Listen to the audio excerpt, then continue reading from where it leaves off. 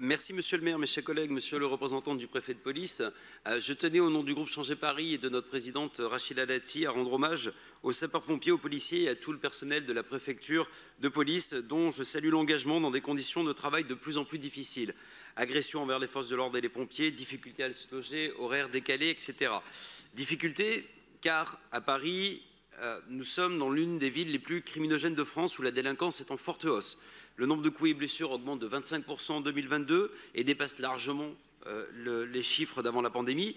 Les vols à main armée augmentent de 31%, les vols à la roulotte de 9%, les vols à la tire de 8%. Les cambriolages sur lesquels mon collègue Aurélien Véron reviendra plus tard explosent à Paris avec 19% en plus en 2022. Et le 18e souffre toujours d'une délinquance importante et remporte même avec le 19e la palme des attaques au couteau. Une augmentation de plus de 16% des agressions gratuites également. Difficulté aussi pour les sapeurs-pompiers de Paris qui doivent faire face à une suractivité de secours à victimes avec au 31 octobre un nombre d'interventions en hausse de 9% par rapport à 2021, année dont le niveau d'activité était déjà très alarmant.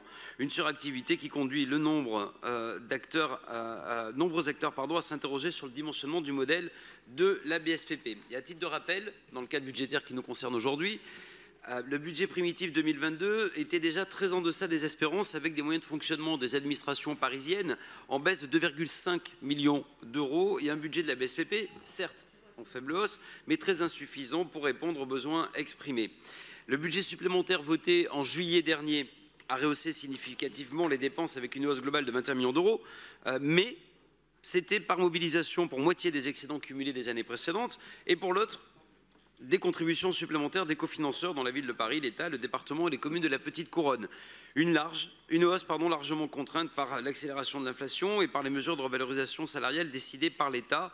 Pour autant, nous avons toujours un problème qui a été soulevé par ma collègue Rémi Leleu tout à l'heure d'attractivité de la BSPP avec, comme c'était justement dit, 300 postes qui restent à pourvoir. Revenons à ce compte administratif 2022 qui vient donc acter un budget primitif en deçà des besoins exprimés selon l'expression consacrée par l'état-major de la BSPP et donc un budget supplémentaire largement englouti par l'inflation.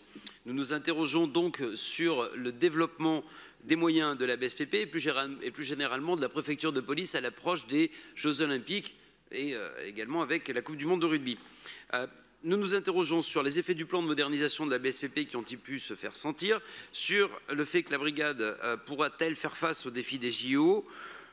Bref, beaucoup de questions qui restent en suspens et nous demandons si les administrations parisiennes pourront-elles remédier au sous-investissement chronique dont elles souffrent depuis des années et alors que le préfet de police déclarait dans l'exposé des motifs du budget 2023, je cite, qu'aller en deçà du niveau du budget proposé nous conduirait nécessairement à des réductions d'effectifs au sein des administrations parisiennes. Dernière seconde pour remercier le colonel Lecor qui quitte le premier groupement d'incendie de secours, celui de Montmartre, et souhaiter la bienvenue au colonel Zimmermann. Je vous remercie.